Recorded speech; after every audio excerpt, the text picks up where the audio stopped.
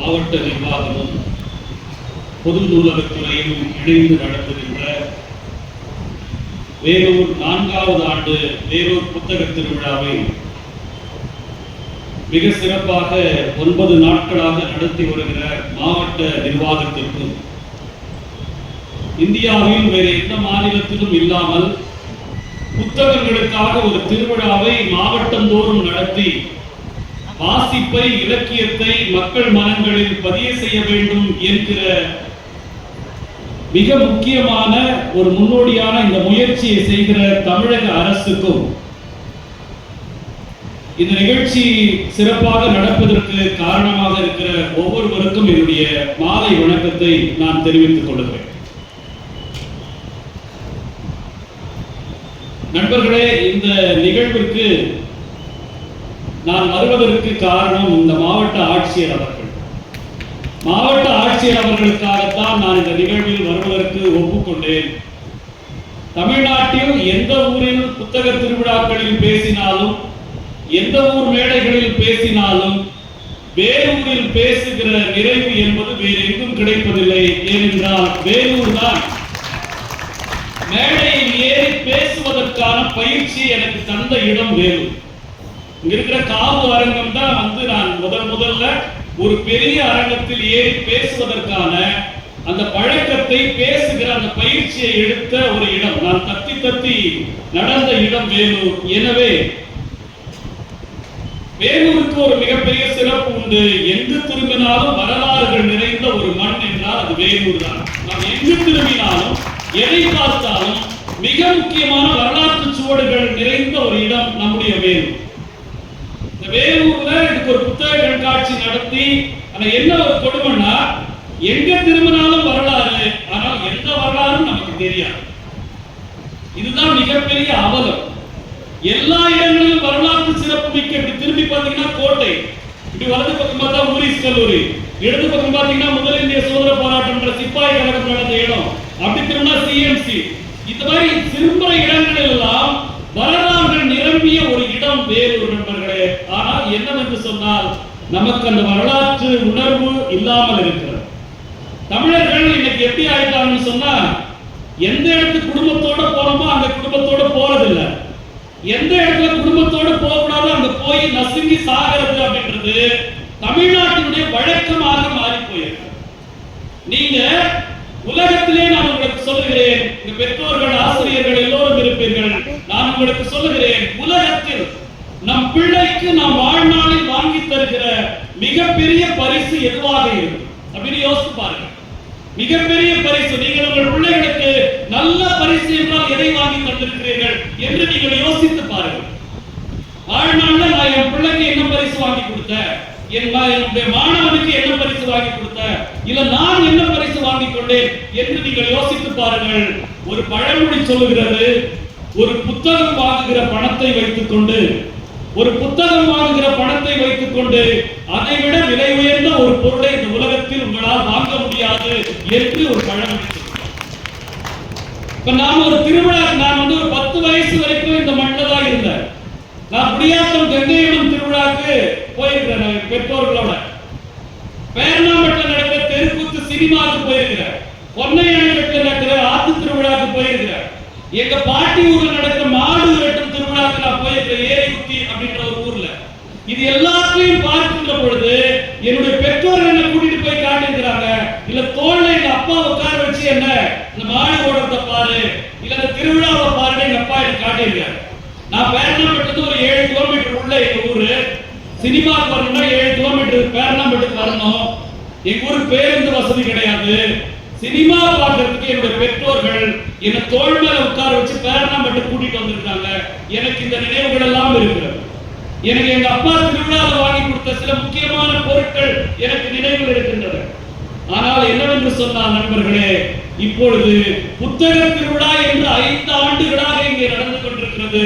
நாம் நம் பிள்ளைகளை கூட்டிக் கொண்டு வந்து குடும்பமாக வந்து நம் பிள்ளைக்கு வாங்கி கொடுத்த புத்தகம் என்று ஏதாவது உங்கள் நினைவில் இருக்கிறதா என்று யோசித்து பாருங்கள்.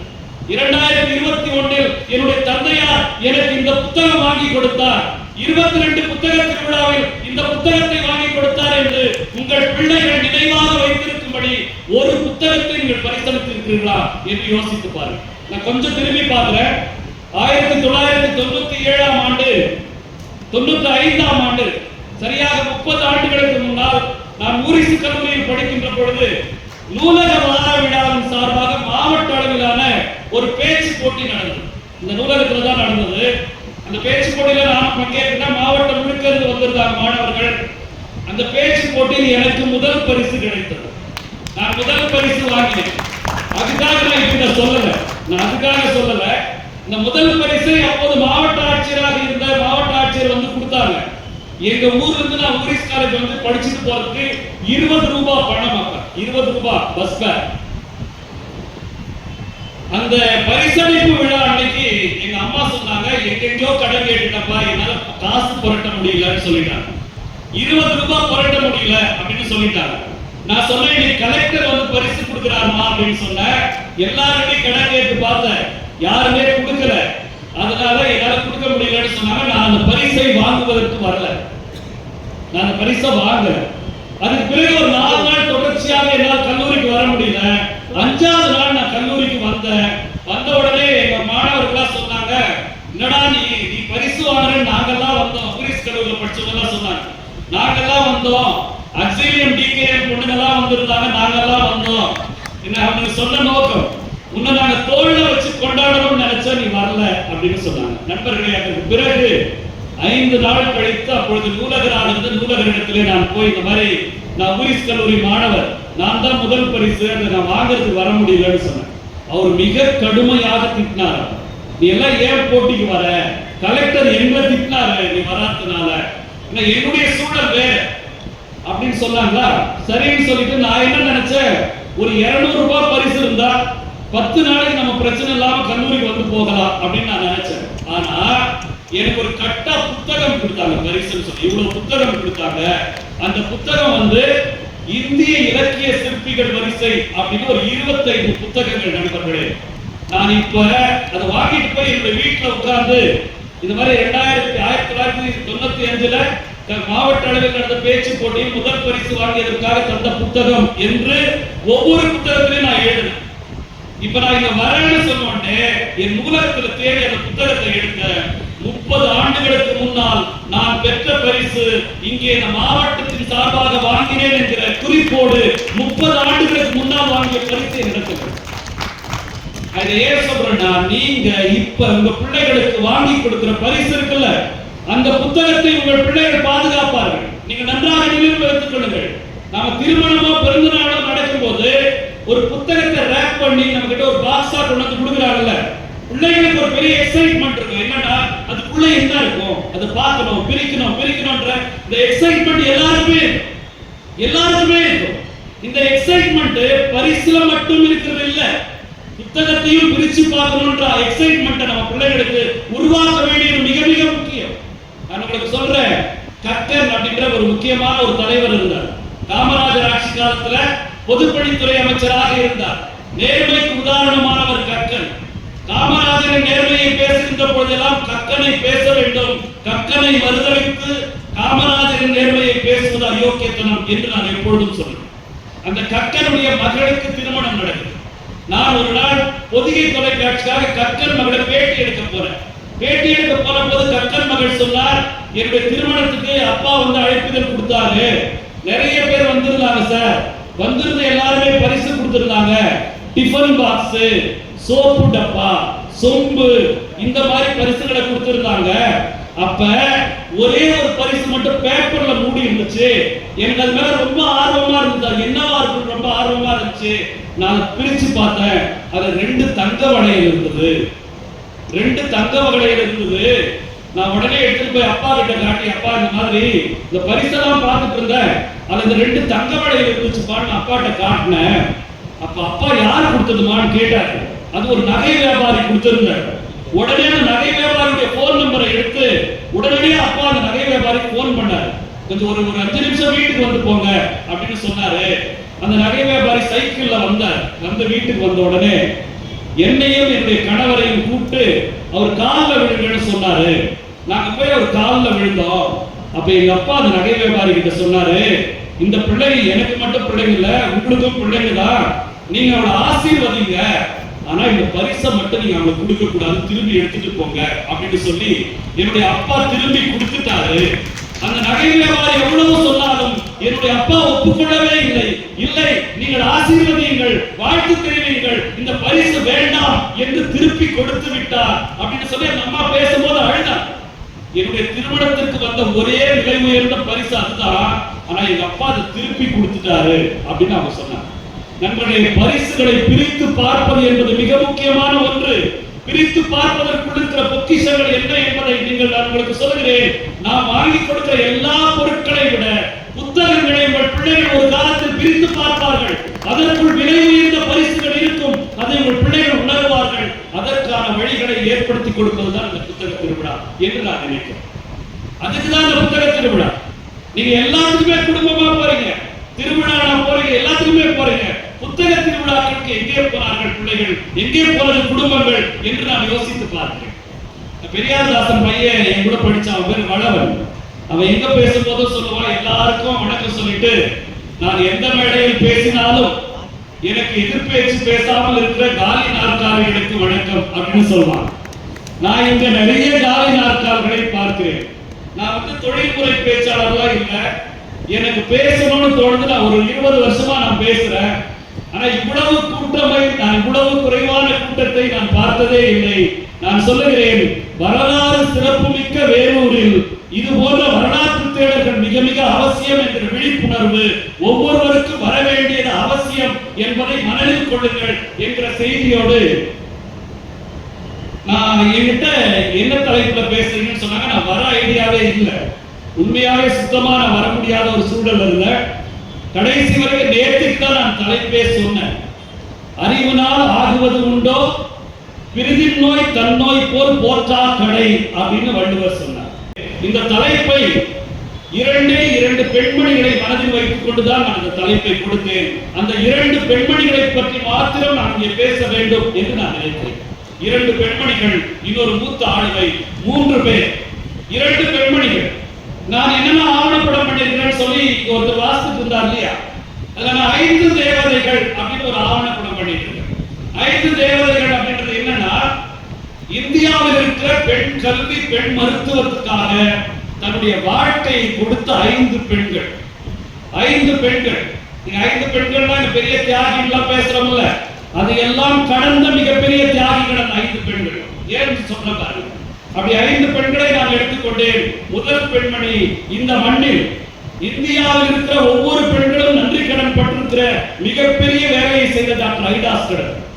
சிஎம்சி என்ற மருத்துவமனையின் மூலமாக இந்தியாவை திரும்பி பார்க்க வைக்கிற மாபெரும் பணியை செய்த டாக்டர் ஐடாஸ்கர் என்கிற ஒரு பெண்மணி. இன்னொரு பெண்மணி, ராணிப்பேட்டையில் இருக்கிற பிஆர்வி என்கிற பள்ளியில டோரா முஸ்டா என்று ஒரு பெண் வந்து வேலை செய்தாங்க. அங்க பிரின்சிபலா இருந்தாங்க. 2015ஆவது ஆண்டு அவங்க இறந்து போனாங்க. புளோரிடால அவங்களுடைய 100வது வயதுல இறந்து போனாங்க. அவங்க இறந்து போன அவங்களுடைய இறுதி ஊர்வலத்தை லைவா போட்டுருந்தாங்க Facebookல. நண்பர்களே, நீங்கள் நம்புவீர்களா என்று தெரியவில்லை. ஒருவேளை உங்களால் அதை தேட முடிந்தால் தேடி பாருங்கள். சித்தூர்ல, ராணிப்பேட்டையில, வேலூர்ல, ஆற்காட்டுல, வாலாஜால, கேஜிஎஃப்ல எல்லா இடங்களிலும் நூற்றுக்கணக்கான பெண்கள், மேடம் நான் உங்ககிட்ட 65ல படிச்ச, 70ல படிச்ச, 72ல படிச்ச என்று அவர்களுக்கு அஞ்சலி செலுத்திக் கொண்டே இருந்தார். இன்னொரு பெண் வந்து டாக்டர் சாரா கூக்லர் அப்படின்ற ஒரு பெண். அவங்க குண்டூர்ல 1880களில் வந்து அங்க ஒரு மிகப்பெரிய மருத்துவமனையை கட்டினாங்க.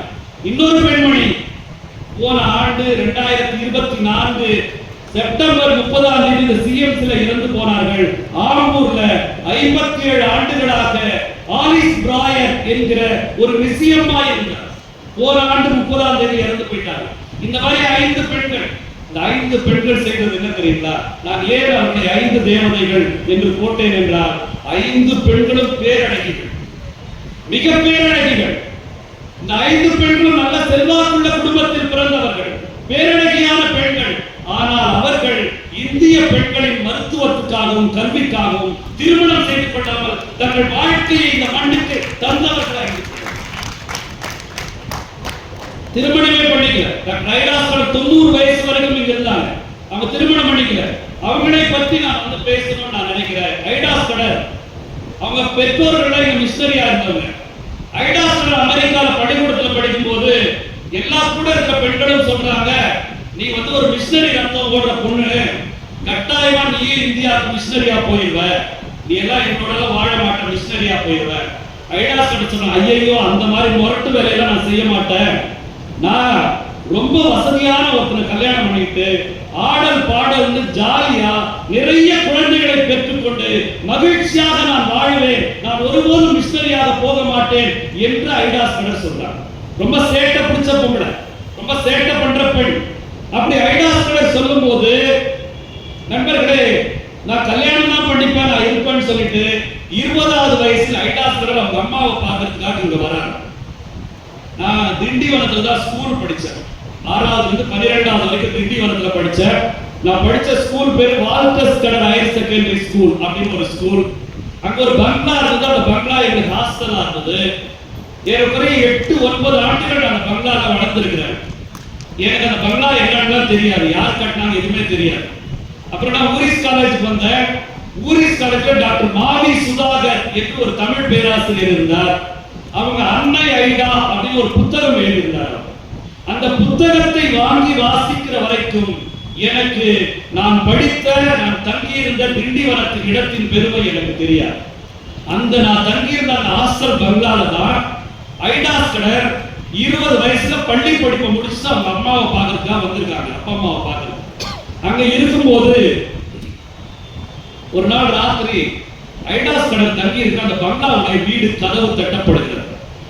இவங்க முடிச்சிட்டு இருக்காங்க.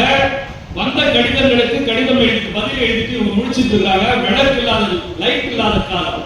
யாருன்னு போய் திறந்தா ஒரு அந்தணர் நிக்கிறார். ஒரு உயர் சாதின்னு சொல்ற ஒரு இந்து சனாதனத்தை பின்பற்றுகிற ஒருவர் நிக்கிறார். அவர் சொல்றாரு, அம்மா நிச்சயமா என் மனைவியை காப்பாத்துங்கன்னு சொல்றாரு. என்ன, என் மனைவி பிரசவ வலிக்கு துடிக்கிறாங்க, நீங்க எப்படியாவது வந்து காப்பாத்துங்க அப்படின்னு சொல்றாரு. ஐடா ஸ்கடர் சொல்றாங்க, ஐயோ நான் வந்து ஒரு சின்ன பொண்ணு, இப்பதான் பள்ளிக்கூடம் முடிச்சுட்டு வந்திருக்கிறேன், எங்க அப்பா தான் டாக்டர், அவர் தூங்குறாரு, நான் அவரை எழுப்புறேன் அப்படின்னு சொல்றாரு. அவர் சொல்றாரு, ஐயோ ஒரு ஆம்பளை என் பொண்ணை வந்து எங்க வீட்டு பொண்ணை பார்க்க கூடாது, வேண்டாம் வேண்டாம் நீங்க வாங்க, எனக்கு எதுவுமே தெரியாதுங்க, நான் ஒரு சின்ன பொண்ணுக்கு தான் பள்ளிக்கூடம் முடிச்சிருக்கேன், எனக்கு தெரியாது, எங்க அப்பா பார்ப்பாரு, நீங்க ஒண்ணு கவலைப்படாது, நீங்க கூட இல்லைங்கண்ணா. ஐயோ ஒரு ஆம்பளை பார்க்கறதே வேண்டாம்னு அவர் திரும்பி போயிடுறாரு. ஐடா ஸ்கடருக்கு பெரிய அதிர்ச்சி. அப்படியே வந்து தூக்கம் வராம உட்கார்ந்துட்டு இருக்காங்க. திரும்ப கதவு தட்டுறாங்க. திரும்ப போய் திறந்தால் ஒரு இஸ்லாமியர் நிற்கிறார். அவரும் இதே மாதிரி என்னுடைய மனைவி பிரசவத்துக்கு துடிக்கிறாங்க, நீங்க வந்து எப்படியாவது என்னுடைய மனைவியை காப்பாத்துங்க என்று அந்த இஸ்லாமியர் சொல்றாரு.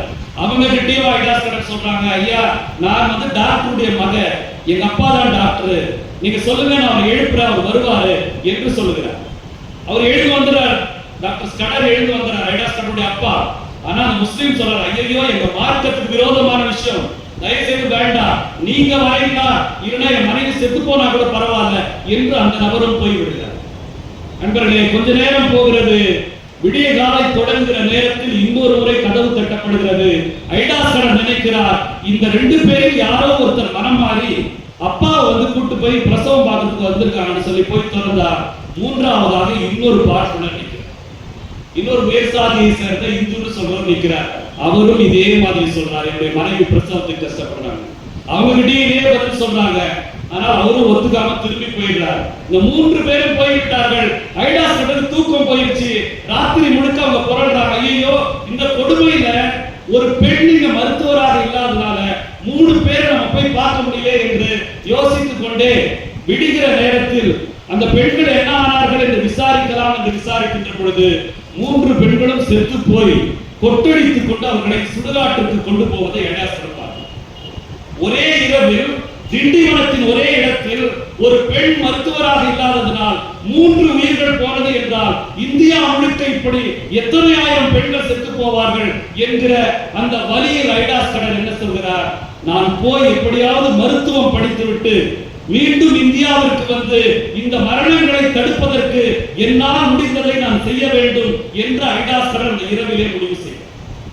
இந்த இரவிலே யாரு நல்லா கல்யாணம் பண்ணிட்டு ஆடி பாடி ஜாலியா நிறைய குழந்தைகளை பெற்றுக்கிட்டு அமெரிக்காவை ஜாலியா சுத்திட்டு இருப்ப அப்படின்னு சொல்லி தீர்மானத்தில் இருந்த ஒரு பெண் இந்த 3 பெண்களின் மரணத்தை பார்த்துவிட்டு திரும்பி அமெரிக்காவில் போய் மருத்துவம் படித்துவிட்டு இங்கே வந்து வேலை செய்வது என்று முடிவு செய்தார்.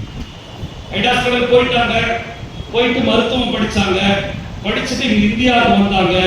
இந்தியாவில் வந்து 1900 2 படுக்கைகள் கொண்ட ஒரு கிளினிக்கை இங்கதான் ஆரம்பிச்சாங்க. வேலூர்ல தான் ஆரம்பிச்சாங்க 1900. ரைட். இதுல என்ன சிறப்பு தெரியுங்களா? 1900 கிளினிக் ஆரம்பிச்சாங்க. ஹாஸ்பிடல் பெருசாச்சு. பெருசாகும் போது ஐடாஸ் கடல் தான் இந்தியாவிலேயே முதலில் பெண்களுக்கான மருத்துவ பள்ளியை இந்த மண்ணிலே தொடங்கி. பெண்களுக்கான மருத்துவ பள்ளி இந்தியாவிலேயே முதலாக வேலூரில் ஐடாஸ் கடல் தொடங்குகிறார். பெண்கள் யாரும் படிக்க வர மாட்டாங்கன்னு வெள்ளக்காரனே கிண்டல் அடிக்கிறார். உங்களுக்கு தெரியும் நினைக்கிறேன், இந்தியாவுடைய முதல் பெண் மருத்துவர் டாக்டர் முத்துலட்சுமி ரெட்டியார். டாக்டர் முத்துலட்சுமி ரெட்டியார் வந்து 1926 எம்எல்சியா இருக்காங்க சட்டமன்றத்தில். அப்ப வேலூரில் இருந்து முத்துலட்சுமி ரெட்டியாருக்கு ஒரு கடிதம் போகிறது. அம்மா, நான் ஐடாஸ் கடல் மருத்துவர், வேலூர்ல இருக்கிறேன். இங்க 12 வயசு பெண்களுக்கு எல்லாம் கல்யாணம் பண்ணி வச்சிடறாங்க. அப்ப என்ன இருந்துச்சுன்னா 12 வயசான பெண்ணுக்கு கல்யாணம் பண்ணா அது கடவுள் குற்றோடு வச்சுட்டு 12 வயசு குழந்தைகள் திருமணமாகி அவங்க கருவுற்று கருவை சுமக்க முடியாத உடல்நிலையில் செத்து போகிறார்கள். தயவு செய்து திருமண வயதை 12 14 மாற்றுங்கள் என்ற பரிந்துரை வேலூரில் தான் நண்பர்களே, வேலூரில் இருந்து தான் சட்டசபைக்கு போகுது. டாக்டர் முத்துலட்சுமி ரெட்டியார் சட்டமன்ற குறிப்பிடுறாங்க. டாக்டர் ஐடாஸ் கடல் இப்படி ஒரு பரிந்துரையை கேட்டிருக்கிறாங்க. 12 வயசுல பெண்களுக்கு திருமணம் பண்றதுனால நிறைய பிரசவ மரணங்கள் நடக்குது.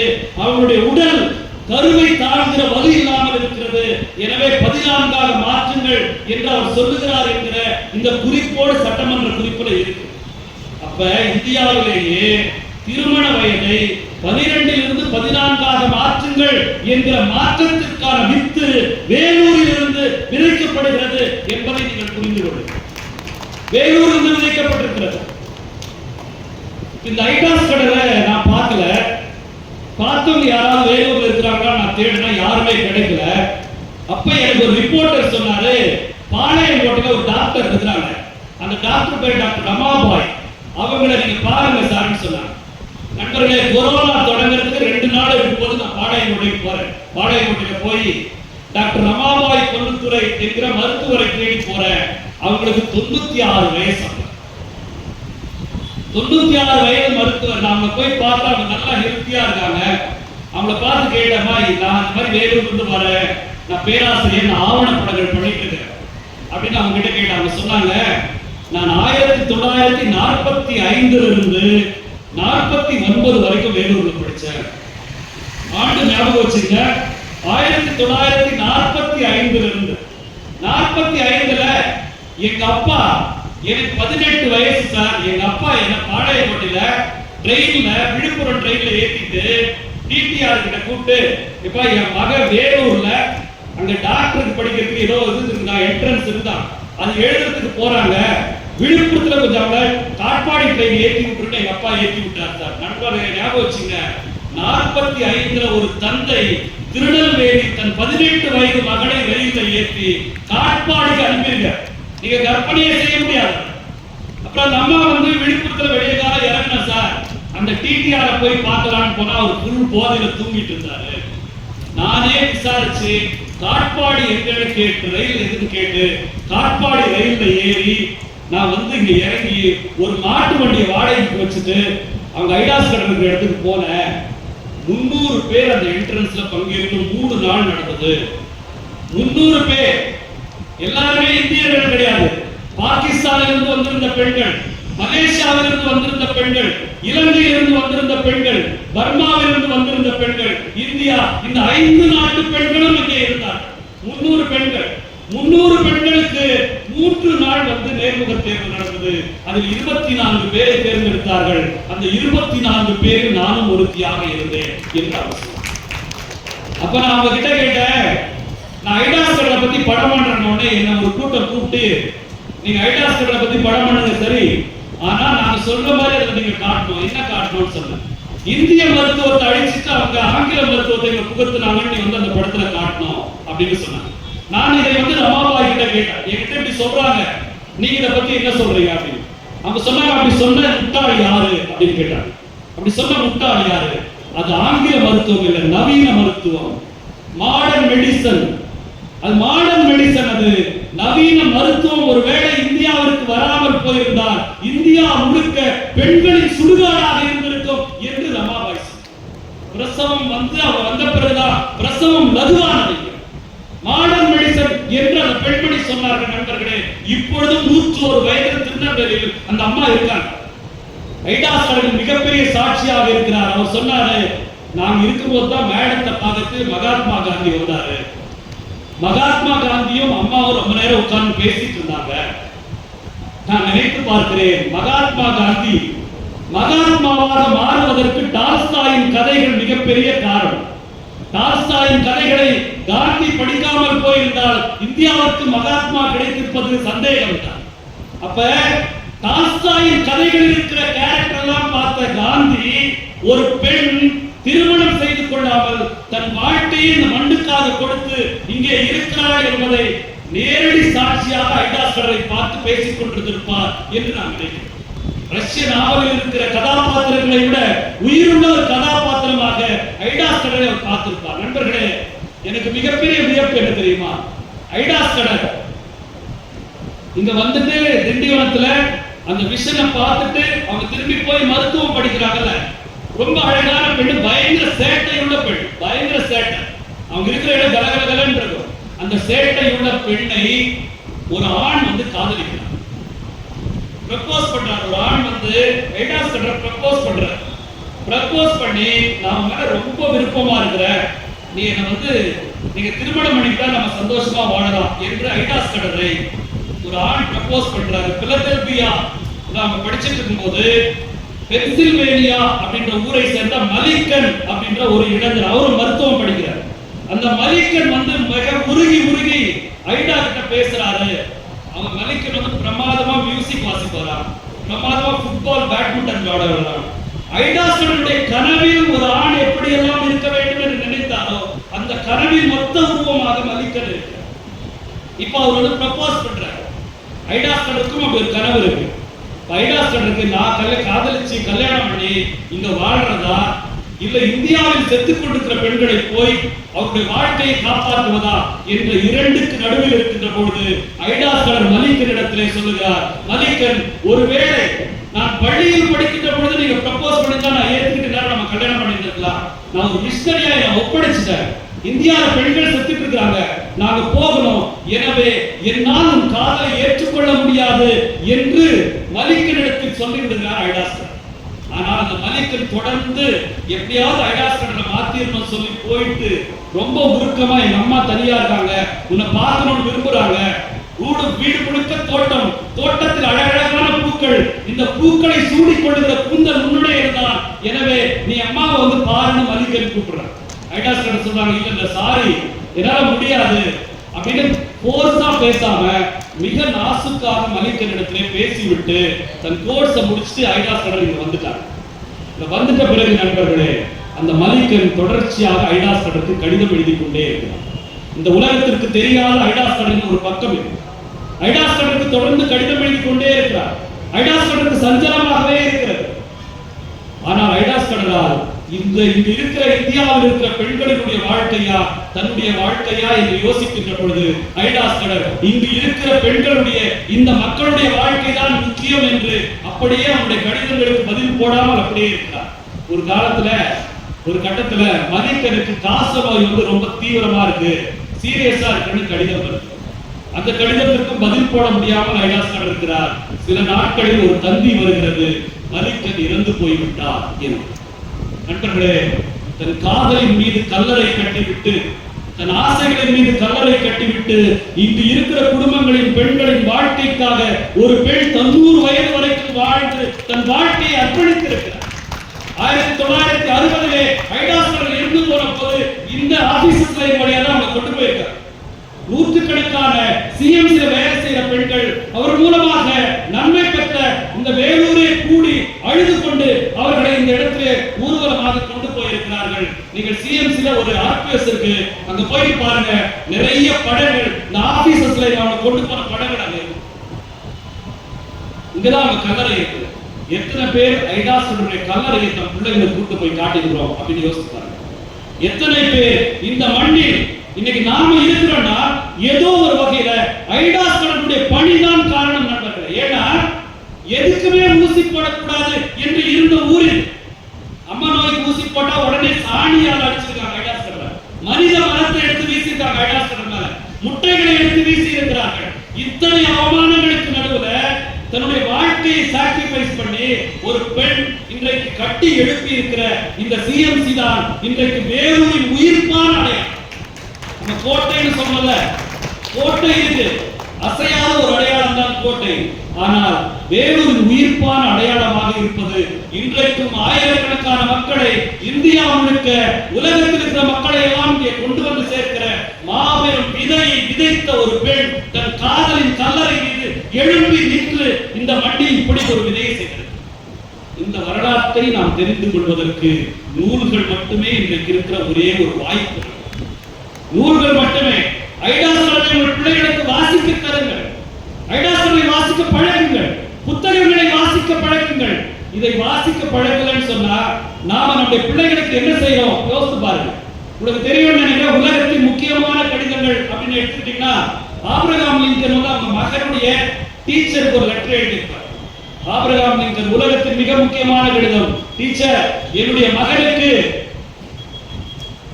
சம்பாதிக்காமல் கிடைக்கிற 1000 ரூபாயை விட உழைத்து கிடைக்கிற 1 ரூபாய் உன்னதமானது என்று சொல்லிக் கொடுங்கள். துன்பம் வருகின்ற பொழுது அழுவது தவறில்லை என்று சொல்லிக் கொடுங்கள். தோற்று போவது என்பது இழிவானது அல்ல என்று என் பிள்ளைக்கு சொல்லிக் கொடுங்கள். என் பிள்ளைகளுக்கு நிறைய புத்தகங்களை அறிமுகம் செய்யுங்கள், இயற்கையை அறிமுகம் செய்யுங்கள். இப்படி நிறைய சொல்வார்கள் ஆபிரகாம் லிங்கன். இதெல்லாம் சொல்லிட்டு ஆசிரியரே அவன் என் பிள்ளை, அவனை நான் ரொம்ப நேசிக்கிறேன், இதுல எதெல்லாம் உங்களுக்கு சொல்லித் தர முடியுமோ அதெல்லாம் என் பையனுக்கு சொல்லிக் கொடுத்துருங்க என்று அமெரிக்காவின் ஜனாதிபதியாக இருக்கின்ற பொழுது தன் மகனின் ஆசிரியருக்கு ஆபிரகாம் லிங்கன் எழுதிய கடிதம் ரொம்ப உன்னதமான கடிதம். கலீல் ஜிப்ரான் என்கிற லெபனான் நாட்டு கவிஞர் தன்னுடைய காதலை எழுதியிருப்பார்.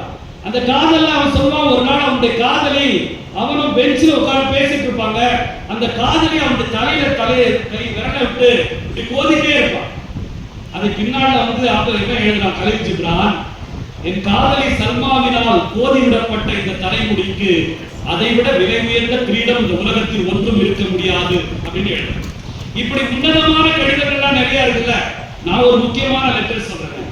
டாக்டர் அம்பேத்கர் அவருடைய மனைவிக்கு ஒரு கடிதம் எழுதுகிறார். நண்பர்களே, அம்பேத்கரின் வாழ்க்கை எத்தனை பேருக்கு தெரியும் என்று நினைக்கிறேன். நான் உங்களுக்கு சொல்கிறேன், இந்தியாவில் எங்கு புத்தகத்தை பற்றி திருவிழா நடந்தாலும், இந்தியாவில் எங்கு புத்தகத்தை பற்றி பேசினாலும் அம்பேத்கரை விட்டு பேசினால் அது மிகப்பெரிய துரோகம். ஏனென்றால் புத்தகங்களால் இந்த உலகம் அறியப்பட்ட மிகப்பெரிய ஒரே சிந்தனையாளர் இந்தியாவில் அம்பேத்கர் தான். எல்லாரும் சொல்லுவாங்க கார்ல் மார்க்ஸ், உண்மைதான், கார்ல் மார்க்ஸ் பெரிய அறிஞர். ஆனா கார்ல் மார்க்ஸ் வாழ்ந்த இடத்துல கார்ல் மார்க்ஸ் வறுமையில் இருந்தார். ஆனா அம்பேத்கர் வறுமையில மட்டும் இல்ல, சாதிய கொடுமையிலும் இருந்தார். உனக்கு படிப்பு வராதுன்னு சொன்னாங்க, உனக்கு படிப்பே வராது என்று சொன்னாங்க. படிக்காதுன்னு சொல்லல, நீ எல்லாம் படிச்சா உனக்கு எல்லாம் படிப்பு வராது, உனக்கு சரஸ்வதி எழுதல அப்படின்னு சொல்லிட்டாங்க. வராது என்று சொன்னதை நண்பர்களே அவர் தலைக்கீழாக மாற்றி போட்டு இன்றைக்கும் ஏப்ரல் மாதம் வருகின்ற பொழுது உலகத்தின் ஏதோ ஒரு நாட்டில் சட்டமன்றத்திலோ நாடாளுமன்றத்திலோ பல்கலைக்கழகத்திலோ கல்லூரியிலோ அம்பேத்கரின் சிலையை திறந்து வைக்கிறார்கள் என்று சொன்னார். அது அந்த மனிதனுடைய அறிவுக்கு கிடைத்த மிகப்பெரிய அறிவு. இந்த அம்பேத்கர் அவங்க மனைவிக்கு கடிதம் எழுதுறாங்க. கடிதம் எழுதும் போது சொல்றாரு, வரிசையா 4 குழந்தைகள் பிறந்து செத்து போச்சு. 5வது யஷ்வந்த் ஒரு குழந்தை பிறந்திருக்கு. இவர் லண்டனில் போயிட்டார் அம்பேத்கர். அவங்க மனைவி வறுமையின் உச்சத்தில் இருக்கிறார். லண்டன்ல இருந்து தன் மனைவிக்கு கடிதம் எழுதுகிறார். அப்படி எழுதும் போது சொல்றாரு, ரமா நம்ம மகனை நடுராத்திரில எழுப்பி படிக்க வை, புத்தகங்கள் வாங்கி கொடு, புத்தகங்களை அவனுக்கு அறிமுகம் செய். ஏனென்று சொன்னால் என் அப்பா என்னை தினந்தோறும் நடுஇரவில் எழுப்பி படிக்க வைப்பார். அப்படி எழுப்பி படிக்க வைக்க வேண்டும் என்பதற்காகவே என்னுடைய அப்பா இரவெல்லாம் தூங்காமல் இருப்பார். என்னை எழுப்பி படிக்க வைத்த பிறகுதான் எங்க அப்பா தூங்கவே போவார். அப்பொழுது எனக்கு கஷ்டமாக இருந்தது ராமா. ஆனால் இன்றைக்கு நான் நினைத்து பார்க்கிறேன், உலகத்தில் நான் இப்படி விழுவதற்கு என் தந்தை அன்றைக்கு எனக்கு அறிமுகம் செய்து வைத்த இந்த புத்தகங்கள் மட்டும்தான் காரணம் என்று அம்பேத்கர் அவர் மனைவிக்கு எழுதினார். நான் தயவு செய்து சொல்லுகிறேன், வாய்ப்பு இருந்தால் இந்த புத்தகத்தை நீங்கள் வாங்கி வாசியுங்கள். உலகத்தின் மிக உன்னதமான காதல் கடிதமும் உலகத்தின் மிக உன்னதமான வாழ்க்கை பாடமும் நிறைந்த ஒரு கடிதம் என்று சொன்னால் அம்பேத்கர் தன் மனைவிக்கு எழுதின கடிதம் தான். அம்பேத்கர் வட்டமேசை மாநாட்டுக்கு கப்பல்ல போற ஜனம் பெரிய கூட்டம் வழி அனுப்புது. மும்பைல எல்லாருமே வழி அனுப்புறாங்க. அம்பேத்கர் போறாரு, அவருடைய மனைவியும் வந்திருக்காங்க. கிழிந்த புடவை, வறுமையின் உச்சத்தில் நின்றிருக்கிற மனைவி வந்திருக்கிறார். மனைவி ஒரு ஓரமா நின்று இருக்காங்க. அம்பேத்கரை அவ்வளவு பேர் கொண்டாடுறாங்க. அம்பேத்கரை போட்டு எல்லாருமே வழி அனுப்பி கட்டி தழுவி கொண்டாடிட்டு இருக்கிறாங்க. மனைவி பார்த்து அழுதுட்டே இருக்கிறாங்க. அம்பேத்கர் இந்த கடிதத்தில் எழுதுகிறார், அவங்க மனைவி உன் உணர்வுகளை வார்த்தைகளால் வெளிப்படுத்த உன்னால் இயலவில்லை, ஆனால் நீ சொல்ல நினைத்த அனைத்தையும் உன் கண்கள் சொல்லின. உன் உணர்வுகளை வார்த்தைகளால் வெளிப்படுத்த உன்னால் இயலவில்லை, ஆனால் நீ சொல்ல நினைத்த அனைத்தையும் உன் கண்கள் சொல்லின. அன்று வார்த்தைகளை காட்டிலும் உன் மௌனமே அதிகம் பேசியது. அன்று வார்த்தைகளை காட்டிலும் உன் மௌனமே அதிகம் பேசியது. வழிந்த உன் கண்ணீர் துளிகள் வார்த்தைகள் அனைத்தையும் அர்த்தமற்றதாக்கிவிட்டன. நண்பர்களே, கிழிந்த புடவையோடு வரட்டியை தட்டிக்கொண்டு எப்பொழுது சாவோம் என்பது போல, மரத்திலிருந்து இலை பழுத்து உதிர்வது போல உன் ஆரோக்கியம் உதிர்ந்து கொண்டிருக்கிறது. எனக்கு தெரியும் ரமா. அம்பேத்கர் எழுதுறார், எனக்கு தெரியும். எனக்கு என்ன செய்வது? இந்த பேராசையை விட்டு என்னால் வெளியே வர முடியவில்லை. இந்த உலகத்தில் இருக்கிற அத்தனை அறிவையும் கிரகித்துக் கொள்ள வேண்டும் என்ற அந்த பேராசை என்னை விடவே இல்லை. ஏனென்று சொன்னால், இந்தியாவில் கடைகோடியில் இருக்கிற ஒடுக்கப்பட்ட மக்கள் அவர்களுக்கு வேறு வழியே இல்லை என்று கதறிக் கொண்டிருக்கிறார்கள். வாழ்க்கை முடிந்து போனது என்று நினைக்கிறார்கள். நான் பெற்றிருக்கிற இந்த அறிவினால் அந்த மக்களின் துன்பத்தை சிறிதாவது மாற்ற முடியுமா என்பதற்காக நான் படித்துக் கொண்டிருக்கிறேன் என்று சொல்லுகிறேன். தலைப்பு சொன்னீங்களா, அறிவினால் ஆகுவது உண்டோ விருதின் நோய் தன்னோய் போல் ஒத்தாக்கள். நாக்பூர்ல ஒரு மாநாட்டுக்கு அம்பேத்கர் போயிருக்கிறார். மாநாடு நடந்துட்டு இருந்து அவர் ஒரு ஹோட்டல்ல தங்கியிருக்காரு.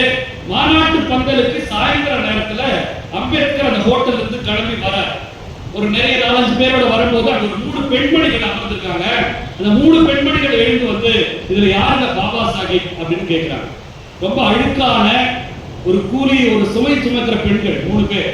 இதுல யாரு பாபா சாஹிப் என்று கேட்கிறார்கள். நான் தான் பாபா சாஹிப். என்னது அப்படின்னு கேட்ட உடனே அந்த அம்மாக்கள் என்ன பண்றாங்க, கையில ஒரு சின்ன மாலை வச்சிருந்து அந்த மாலையை போட்டு நீ நல்லா இருக்கணும் சாமி அப்படின்னு சொல்றாங்க. ஏன் என்ன இங்க பாருங்க, மாநாட்டுக்கு வந்திருக்கலாமே அப்படின்னு கேட்கிறார் அம்பேத்கர். இல்ல, மாநாட்டுக்கு காசு கட்டணுமா? எங்ககிட்ட அதெல்லாம் காசு இல்ல. அப்ப இந்த மாலை மட்டும் எப்படி வாங்கினீங்க? நாங்க விறகு வித்து தான் பிழைக்கிறோம். தினமும் 2-3 விறகு கூடுதலா வித்து சேர்த்து வச்ச காசுல தான் இந்த மாலையை வாங்கணும் என்று அந்த பெண்கள் சொல்றாங்க. அம்பேத்கர் சொல்றாரு, நண்பர்களே, அம்மா எங்க அம்மா என்ன சின்ன வயசுல விட்டு செத்து போயிட்டாங்க. எங்க அம்மா முகத்தை நான் பார்த்தது இல்ல. உங்களுடைய இந்த முகத்தில் நான் எங்க அம்மாவின் அன்பையும் கருணையையும் பார்க்கிறேன். உங்கள் முகத்தில் என் அன்னையின் கருணையும் பார்க்கிறேன். நான் நிச்சயமா உங்களுக்கு ஒன்று சொல்றேன், என்னுடைய அறிவின் மூலமாக உங்களுடைய தலைமுறைகள் இளைப்பாறுவதற்காக நான் என்னால் முடிந்ததை நான் செய்வேன். என் அறிவை கொண்டு உன்னுடைய தலைமுறைகள் இளைப்பாறி சுபிட்சமாக இருப்பதற்கு என்னால் முடிந்ததை செய்வேன். ஒருவேளை முடியாவிட்டால் துப்பாக்கியில் சுட்டுக் கொண்டு நானே செத்து போய்விடுவேன் என்று அம்பேத்கர் சொன்னார். நண்பர்களே, அன்று மாலை நடந்த அந்த விழாவில் மிக பெரிய மாலை மரியாதைகள் எல்லாம் அம்பேத்கருக்கு கிடைத்தது. இதை பார்த்தவர் எழுதுகிறார், ஆனால் அந்த விறகு வெட்டி 3 பெண்கள் வாங்கிட்டு வந்து போன சின்ன மாலையில் கிடைத்த அந்த மிகப்பெரிய உயிர்ப்பு, அந்த பெரிய மாலைகள் அம்பேத்கருக்கு கிடைக்கவில்லை. அவர்களுடைய மாலை போடுகின்ற பொழுது அம்பேத்கரின் கண்கள் கலங்கியிருந்தன என்று அவர் எழுதினார். என் அறிவை கொண்டு உங்கள் தலைமுறை வாழ்வதற்கு ஏதாவது செய்வேன், இல்லை என்றால் நான் செத்து போய்விடுவேன் என்று அம்பேத்கர் சொன்னார். தன் வாழ்நாளின் கடைசி வரைக்கும் அதை அவர் செய்தார். கடைசி வரைக்கும் அம்பேத்கர் வறுமையோட இருந்தார். கடைசி வரைக்கும் அம்பேத்கர் படித்துக் கொண்டே இருந்தார். கடைசி வரைக்கும் அம்பேத்கர் எழுதி கொண்டே இருந்தார். இன்றைக்கு பெண்களுக்கு கிடைத்திருக்கிற பல்வேறு விஷயங்களுக்கு அம்பேத்கர் தான் விதை. இன்றைக்கு பிற்படுத்தப்பட்ட மக்கள் பெற்றிருக்கிற பல்வேறு விடயங்களுக்கு அம்பேத்கர் தான் விதை. இன்றைக்கு தொழிலாளர்கள் பெற்றிருக்கிற பல அம்பேத்கரை தெரியவே இல்லை. அம்பேத்கரின் சிலை நமக்கு எதிரானது என்று நினைக்கிற பார்வை இங்கே இருக்கிறது. எனக்கு ஒரு கேள்வி, நான் கல்லூரியில என் பிள்ளைங்கிட்ட கேட்பேன், ஏடா நம்ம அம்பேத்கர் சிலைய கூண்டெல்லாம் போட்டு வச்சிருக்கிறோம், வெளிநாட்டுல அப்படியே திறந்து வச்சிருக்காங்கடா, எப்படிடா இங்க இருக்கிற அரசியலமைப்பு சட்டத்தை அம்பேத்கர் எழுதாரு நம்ம சிலை வைக்கிறோம், அவங்க எதுக்குடா வச்சிருக்காங்க அப்படின்னு ஒரு பையன் எழுந்து சொன்னா நான் வியந்து போனேன். சார், அம்பேத்கரை வெளிநாட்டுல இருக்கிறவங்க அறிவா பாக்குறாங்க சார், நம்ம சாதியா பாக்குறோம் சார்னு சொல்றேன். எனக்கு அவ்வளவு நிறைவா இருந்தது நண்பர்களே, எனக்கு அவ்வளவு நிறைவா இருந்தது, அவ்வளவு மகிழ்ச்சியாக இருந்தது நண்பர்களே. இந்த உலகத்தில் தன் அறிவை ஐடாஸ் கடல் போல தன் அறிவை கடைசி சொட்டு வரைக்கும் இந்த மண்ணிற்கு தந்த அம்பேத்கரை இந்த உலகம் அறிவாக பார்க்கிறது, இந்த உலகம் அறிவாக ஏற்றுக்கொள்கிறது, அந்த சிந்தனையை பார்த்து வியக்கிறது. எனக்கு நான் சொல்றேங்க, காந்தி சுதந்திர விஷயத்துல ஒரு முன்னோடியானவராக உலகத்தால் அறியப்பட்டார். ஆனால் அறிவினால் உலகத்திற்கு அறியப்பட்டு இன்றைக்கும் வியப்பாக இருக்கிற ஒரே ஆளுமை அம்பேத்கர். அம்பேத்கர் உயர்ந்தது இந்த நூல்களால் தான் என்பதை நீங்கள் புரிந்து கொள்ளுங்கள். இந்த நூல்களால் தான். சரி, இன்னொரு விஷயம், மரியாதை என்பதை நாம் மிக தவறாக புரிந்து கொள்கிறோம். வெளிநாட்டுல கால் மேல கால் போட்டு உட்கார்ந்தா அது சாதாரணமான விஷயம். இங்க கால் மேல கால் போட்டா இவங்களுக்கு மரியாதை அப்படின்றாங்க. வலது கை கொடுத்தாக்கா அங்க இடது கையில கொடுக்கலாம், என்ன வேணாலும் பண்ணலாம், அது சாதாரண விஷயம். வலது கை கொடுக்கணும்ன்றது இங்க மரியாதை. நண்பர்களே, புஷ்பான்னு ஒரு படம் வந்தது, நிறைய பேர் பார்த்திருக்கீங்க. முதல் புஷ்பா 1 அந்த படத்துல பாத்தீங்கன்னா தலைகீழா இருக்கும். போலீஸ் வில்லனா இருப்பா, கெட்ட வேலை செய்யறவன் கடத்தல் பண்றவன் ஹீரோவா இருப்பான் அந்த படம். சரிங்களா? ஓஹோடு ஓடிச்சு, புஷ்பா 2 பயங்கரமா ஓடிச்சு. நான் அந்த படத்தை பார்த்தேன். எனக்கு அந்த படத்துல ஒரு காட்சி ரொம்ப பிடிச்சிருந்ததுங்க, ரொம்ப பிடிச்சிருந்தது. நான் ரொம்ப ரசிச்ச காட்சி. இவன் ஒரு வில்லனுக்காக காத்துட்டு இருப்பான், ஒரு இடத்துல உட்கார்ந்துட்டு அந்த வில்லன் வருகைக்காக காத்துட்டு கால் மேல கால் போட்டு ஒரு டீல பன்னை தொட்டு சாப்பிட்டுட்டே பார்த்துட்டு இருப்பான். திடீர்னு அந்த வில்லன் வருவான், எல்லாருமே எழுதி நிற்பாங்க, எல்லாரும் பரபரப்பா இருப்பாங்க. ஆனா இவன் மட்டும் காலாட்டின்னு சாப்பிட்டுட்டே இருப்பான். கடந்து போகும்போது அந்த வில்லனை பார்த்து ஒருத்தர் கேட்பான், என்னன்னா அவன் எழவே மாட்டான், மருமகன் நானே அப்படின்னு கேட்பான். அவன் யாருன்னு தெரியாம போயிடும். போன உடனே மேனேஜர் ஓடிடுவோம், என்னையா நீ கால் மேல கால் போட்டு உட்காந்து ஐயா வரும்போது அப்படின்னு. அப்ப அந்த வில்லன் சொல்லுவாங்க, இந்த காலம் இருந்து இந்த காலம் இருந்து என் கால் மேல என் காலை போடுறேன், அவன் கால் மேல போட்டேன்னு. எவ்வளவு அற்புதமான ஒரு விஷயம் பாருங்க. ஏன் கால் மேல ஏன் கால் போடுறது உனக்கு எப்படி மரியாதை பிரச்சனை இருக்கும். இதனால தென் மாவட்டத்தில் மிகப்பெரிய கலவரமாகி இன்றைக்கு 2ஆக தென் மாவட்டம் இருப்பதற்கு இந்த கால் மேல கால் போடுற விஷயம் ரொம்ப முக்கியமான விஷயம். எவ்வளவு யோசனையான ஒரு விஷயம் பாருங்க. வேற பெரியார் இருக்காங்க, தந்தை பெரியார். அவரை யாருன்னா பார்க்க போறாங்கன்னா நம்ம கூட்டிட்டு போவோம், பெரியவங்களை பார்த்தா கை எடுத்து கும்பிடணும்னு சொல்லி அப்படி சொல்லி கூட்டிட்டு போவான்னு வச்சுங்க. பெரியாரை பார்த்து குழந்தைங்க கையெழுத்து கூப்பிட்டாங்கன்னா பெரியார் கூப்பிட்டு ஏப்பா என்னப்பா பிள்ளைய வளர்த்துருக்குற, அது என்ன கும்பிடுற பழக்கம், வணக்கம் ஐயான்னு சொன்னா போதும், சிரிச்சா போதும், அது எதுக்கு கும்பிடுறது என்று பெரியார் சொல்வார். யார் சின்ன குழந்தைங்க கையெழுத்து கும்பிட்டா இது என்ன கெட்ட பழக்கம் சொல்லி கொடுத்துற பிள்ளைங்களுக்கு, இது என்ன கும்பிடுற பழக்கம் என்று பெரியார் சொல்வாரா. ஆனா நம்ம என்ன நினைச்சுட்டு இருக்கிறோம், நம்ம முன்னாடி கால் மேல கால் போட்டுட்டா அது நம்முடைய மரியாதை குறைச்சல். நான் என் வகுப்புல சொல்வேன், நான் வரும்போது நீ கால் மேல கால் போடு, இடது கையில கொடு, வகுப்பு பிடிக்கலாம், எழுந்து போ, என்ன வேணாலும் பண்ணு, ஆனா கட்டாயத்தினால எதுவுமே செய்யாது, கட்டாயத்தினால நீ உட்காராது, எழுந்து போறதுனா எழுந்து போ. இந்த அறிவை ஒரு சமூகம் நமக்கு தர மாட்டேங்குது, இந்த அறிவை இந்த சமூகம் கொடுக்க மாட்டேங்குது. நான் வரும்போது அவன் கால் மேல கால் போட்டுட்டு இருக்கான் அப்படின்னு இந்த சமூகம் சொல்லுது, நான் வரும்போது அவன் சத்தமா பேசுறான் அப்படின்னு இந்த சமூகம் சொல்லுது. இது உச்சமாக எங்க போயிருக்கு தெரியுங்களா? இதனால் ஏற்படுகிற பாதிப்புகளை இந்த சமூகம் உணர்வதே இல்லை, அறிவுபூர்வமாக இந்த சமூகம் நினைப்பதே இல்லை. அடுத்தவனுக்கு வலியை நீ உணரலனா உன்னுடைய அறிவினால என்னடா பயன் என்று வள்ளுவர் கேட்கிறார்ல. அடுத்தவன் வலியை உணர்ந்தா ஒருத்தன் கீழ்சாதி நாம் சொல்லுவோமா? இதை விட உச்சமாக நான் சொல்றேன், அடுத்தவன் வலியை உணர்ந்தா அடுத்தவன் குடிக்கிற தண்ணியில மலத்தை கலக்கிற இந்த ஈன புத்தி நமக்கு வருமா? இந்த புத்தி நமக்கு வருமா? அடுத்தவன் குடிக்கிற தண்ணியில இந்த வேலையை செய்வது எந்த அறிவு? இதை வேலைக்கு பார்ப்பது எந்த அறிவு? என் வீட்டின் தெருவின் வழியாக ஒரு பிணத்தை தூக்கி கொண்டு போனால் தீட்டாகிவிடும் என்று சொல்கிறது எந்த அறிவு? என் தெருவில் செருப்பு போட்டு போனால் தீட்டாயிரம் சொல்றது எந்த அறிவு? எனக்கு முன்னாடி கபடியில நல்லா விளையாட்டா அது வந்து எனக்கு வந்து மரியாதை குறைச்சல் அப்படின்னு சொல்றது என்ன அறிவு? என் பொண்ணை ஒருத்த விரும்பிட்டா அது என்னுடைய கௌரவ குறைச்சல், என்னுடைய சமூக குறைச்சல் சொல்லி என் பொண்ணை விட எனக்கு சாதி முக்கியம் என்று பேசுகிறது என்ன அறிவு? இதெல்லாம் ஒரே ஒரு காரணம் தான். இதெல்லாம் ஒரே ஒரு காரணம் தான். படிக்கிறதே இல்லை, படிக்கிறதே இல்லை. எவனாங்க சொல்றா நாம கேட்கிறோம். என் குழந்தை வளர்ந்துருச்சுன்னா நான் ஒரு விஷயம் சொல்ல மறந்துட்டேன். இந்தியாவை தவிர அமெரிக்க நாடுகளில் எந்த பெற்றோரும் தன் பிள்ளைகளுக்கு மாப்பிள்ளை பார்த்து கல்யாணம் பண்ணி வைக்கிறதே கிடையாது. கல்யாணம் பண்ணி வைக்கிறதே கிடையாது. அவங்களா விரும்பி கல்யாணம் பண்ணிக்கணும், அவ்வளவுதான். விரும்பி கல்யாணம் பண்ணிக்கிட்டா பெற்றோர்களோடவே சொல்ல மாட்டேன்.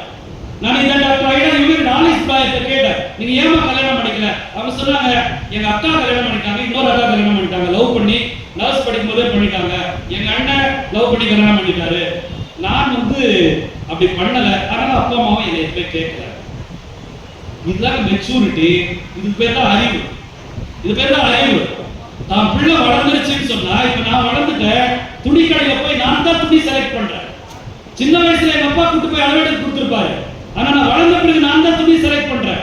நான் தான் சயின்ஸ் படிக்கணுமா ஆர்ட்ஸ் படிக்கணுமா என்ன படிக்கணும் நான் தான் முடிவு பண்றேன். நான் தான் என்ன குடிக்கணும்னு முடிவு பண்றேன். நான் தான் என்ன சாப்பிடணும்னு முடிவு பண்றேன். அப்ப நான் தான் எப்படி வாழணும்ன்ற முடிவை ஒரு பிள்ளையை எடுக்க வைப்பதுதான் அறிவு. அதை தடுக்கிறது பேர் அறிவு கிடையாது. அது தடுக்கிறது பேர் அறிவு கிடையாது. இன்னொன்னு, வழி வழியாக நமக்கு ஒருத்தர் சொல்லிட்டே இருக்கிறாங்க, அதை நம்பிக்கொண்டே இருப்பது அறிவின்மை. அறிவுனா என்ன அப்படின்னு கேட்டா வள்ளுவர் தான் சொல்றாரு. என்ன சொல்றாரு? எப்பொருள் யார் யார் வாய் கேட்பினும் அப்பொருள் மெய்ப்பொருள் காண்பது அறிவு அப்படின்னு சொல்றாரு. அது என்ன மெய்ப்பொருள் காண்பது? நீயா நானால ஒரு ஷோல ஒரு குழந்தை அவங்க அப்பாவை பார்த்து, அப்பா நம்ம மேல் சாதினா சாதினா என்னப்பா அப்படின்னு கேட்குது. அது சாதினா அது நம்ம இதுப்பா அப்படின்னா என்னப்பா புரியல. அதுக்கு மேல அந்த அப்பனுக்கும் சொல்ல தெரியும். எந்த அப்பனுக்கும் சொல்ல தெரியாது. எந்த அப்பனுக்கும் சாதி என்றால் என்ன, நான் உயர்ந்த சாதி என்றால் என்ன என்று சொல்ல தெரியாது. அப்ப நம்ம குழந்தைகள் படிச்சா கூட அறிவில்லாதவர்களாக மாற்றுவது நாம் சொல்லிக் கொடுக்கிற பழக்க வழக்கங்கள். சுயமா முடிவெடு, நீ சுயமா யோசி. நண்பர்களே, உலகத்துல வள்ளுவர் சொன்னார்ல, இந்த வள்ளுவர் சொன்னத அதுக்கு முன்னாடி சொன்ன ஆள் யார் தெரியுங்களா? புத்தன் தான் சொன்னான். நான் பிரசங்க மட்டத்துல அப்படியே ஏற்காத, உன் அறிவை கொண்டு சிந்திச்சு பாரு, சரின்னு பட்டா ஏற்றுக்கிறா விட்டுரு அப்படின்னு புத்தன் சொன்னான். புத்தனுக்கு பிறகு யார் சொன்ன தெரியுமா? தந்தை பெரியார். 3 மணி நேரம் தந்தை பெரியார் பேசுவார். 3 மணி நேரம் தந்தை பெரியார் பேசி விட்டு சொல்லுவார், எப்பா நான் பேசுறதெல்லாம் அப்படியே எடுத்துட்டு போகாத, உன் அறிவுக்கு பகுத்தறிவுக்கு சரின்னு பட்டா ஏற்றுக்க, மற்றதெல்லாம் இங்கே விட்டுரு. நான் இல்ல, உனக்கு சொல்லிக் கொடுக்குற வாத்தியார் சொன்னா கூட உன் அறிவுக்கு சரின்னு பட்டா ஏற்றுக்க விட்டுரு. உன் வாத்தியார் இல்ல, உன்னை பெத்த அப்பா அம்மாவே சொன்னா கூட உன் அறிவுக்கு சரின்னு பட்டா ஏற்றுக்கிறா விட்டுரு. உன் பெத்த அப்பா அம்மா இல்ல, உன்னை படைச்சவனா சொல்ற கடவுளே சொன்னாலும் உன் அறிவுக்கு சரி என்று பட்டால் மட்டும் ஏற்றுக்கொள், இல்லை என்றால் விட்டுவிடு என்று பெரியார் வாழ்நாள் முழுக்க பெரியார். அது பேர் தாங்க அறிவு. அது பேர் தான் அறிவு. வளர வளர அறிவு வளரும், வளர வளர அறிவு வளர வேண்டும் என்று சிந்திப்பதற்கு பேர் தான் அறிவு. இன்னொரு முக்கியமான ஆளுமை நான் இப்ப இங்க சொல்லணும். 1968 அவங்க வேறு ஆம்பூருக்கு வராங்க. 1968 ஆம்பூருக்கு வந்து ஆலிஸ் பிராயர் மதுரைக்கு போய் ஒரு வருஷம் தமிழ் கத்துக்கிறாங்க. மதுரை யூனிவர்சிட்டியில தமிழ் கத்துக்கிட்டு வந்து ஒரு ஜீப்பை ஓட்டிக்கிட்டு ஆம்பூரை சுற்றி இருக்கிற ஒவ்வொரு கிராமத்துக்கும் அந்த பெண் ஜீப்பை ஓட்டிட்டு போய் அங்க பெதஸ்தான் ஒரு ஹாஸ்பிட்டல் இருந்துச்சு. இப்ப அந்த ஹாஸ்பிட்டல் வந்து கொண்டக்கூட்டத்துல மூடி கிடக்கு. அந்த ஹாஸ்பிட்டல்ல பிறந்த குழந்தைகளுடைய லிஸ்ட எடுத்துட்டு போய் ஒவ்வொரு வீட்டு குழந்தைகளுக்காக தடுப்பூசி போட்டுட்டே வந்தாங்க. போலியோ, கக்குவாரி இருமல், ரணஜன்னி போன்ற பல நோய்களுக்கு ஆலிஸ் பிராயர் தான் முதல்ல ஆம்பூரை சுற்றி தடுப்பூசி போட்டார். தடுப்பூசி போட்ட நிறைய பேர் இன்றைக்கு இருக்கிற சாட்சிகளாக இருக்கிறாங்க. ரைட், போட்டுட்டு வந்தாங்க. 2018 வரைக்கும் ஆலிஸ் பிராயர் ஊராக போய் அந்த ஊர்ல கேம்ப் போட்டு அங்க இருக்கிறவங்களுக்கு தடுப்பூசி போட்டுட்டு இருக்காங்க. அப்ப பார்த்தா நிறைய குழந்தைங்க தாய்மார்கள் எலும்பு தோலுமா இருக்காங்க. எல்லாருமே எலும்பா இருக்காங்க. ஏன் அப்படின்னு ஆலிஸ் கேட்கும்போது சொல்றாங்க, இல்ல கறி சாப்பிடுறீங்களா, மீன் சாப்பிடுறீங்களா, முட்டை சாப்பிடுறீங்களான்னு. கறி, மீன், முட்டைலாம் சாப்பிட்டா சூடு அப்படின்னு மக்கள் சொல்றாங்க. ஆலிஸ் சிரிக்கிறாங்க. என்னப்பா இது சாப்பிட்டா குழந்தை பிறக்காதுன்னு சொன்னாங்க மேடம் அப்படின்றாங்க. ஆலிஸ் பிறந்தது வந்து நாகர்கோயில். அவங்க அப்பா நாகர்கோயில் மிஷனரியா இருக்கும்போது அங்கதான் 1938 பிறந்தாங்க. ஆலிஸ் எப்பவுமே நான் அமெரிக்கான்னு சொல்ல மாட்டாங்க, நான் நாகர்கோயில்காரன்னு சொல்லுவாங்க. அப்ப ஆலிஸ் சொல்றாங்க, எங்க ஊர் நாகர்கோயில் 3 வேளையும் மீன் சாப்பிடுவோம் நாங்க, காலையில மத்தியானம் ராத்திரி. எங்க ஊர்ல பிள்ளைங்களே பிறக்கலையா? இதோ இங்க வடநாட்டுக்கு போங்க, 3 வேளை சப்பாத்தி சாப்பிடுறான், அங்க பிள்ளைங்களே பிறக்கலையா? இந்த மூட நம்பிக்கை யார் உங்களுக்கு சொல்லி கொடுத்தது? சூடு ஈரம் அப்படின்ற 2 விஷயத்தை ஆலிஸ் தான் தகர்க்கிறார். இன்னொரு முக்கியமான விஷயம், குழந்தைக்கு பால் கொடுத்தா அழகு போயிடும் சொல்லி பெண்கள் குழந்தைக்கு பால் கொடுக்காம இருக்கிறாங்க. இதுக்கான விழிப்புணர்வையும் ஆலிஸ் தான் உருவாக்கி அவங்க ஒரு மாவு தயாரிக்கிறாங்க. வேர்க்கடலை இதெல்லாம் போட்டு ஒரு மாவு தயாரிச்சு 50 பைசாக்கு அந்த மாவை விற்க ஆரம்பிச்சாங்க. நண்பர்களே, 50 பைசாக்கு விற்க ஆரம்பிச்சு அவங்க சாகும் போது அந்த மாவுடைய விலை 60 ரூபாய். 50 பைசா, 1 ரூபாய், 1.5 ரூபாய் அப்படி ஏறிச்சு 60 ரூபாய். அந்த மாவுக்கு என்ன தெரியுமா பேரு? மக்கள் வச்சிருந்த பேரு மிசியம்மான்னு பேரு. மிசியம்மா, ஒரு மிசியம்மா கொடு அப்படின்னு கேட்பாங்க ஆலிஸ் அம்மா. ஆலிஸ் பிராயர் இன்றைக்கு நியூட்ரிஷன் பண்றாங்க. நியூட்ரிஷன் பண்ணிட்டு இருக்கிற நேரத்திலேயே குழந்தையின்மையை கண்டுபிடிச்சு குழந்தையின்மைக்கு மருத்துவம் பார்த்தாங்க. நண்பர்களே, குழந்தையின்மைக்கு மருத்துவம் பார்த்து இன்றைக்கு ஜவாது மலையில, ஆம்பூர்ல, வாணியம்பாடியில, பெங்களூர்ல, வேலூர்லன்னு சொல்லி அவர்களிடம் மருத்துவம் பார்த்து குழந்தை கிடைத்தவர்கள் ஆயிரக்கணக்கான குடும்பங்களுக்கு அவர்களுடைய மருத்துவத்தால் குழந்தை கிடைத்திருக்கிறது. ஆலிஸ் மதுரையில போய் தமிழ் படிக்கும் போது அங்க ஒருத்தர் ஆலிஸை காதலிக்கிறார். அப்ப ஆலிஸ் அவங்க கிட்ட கேட்கிறாரு, நான் காதலிக்கிறது கல்யாணம் பண்ணிக்கலாம், ஆனா நான் மிஷனரியா வேலை செய்வோம், அதுக்கு தடை பண்ணக்கூடாது.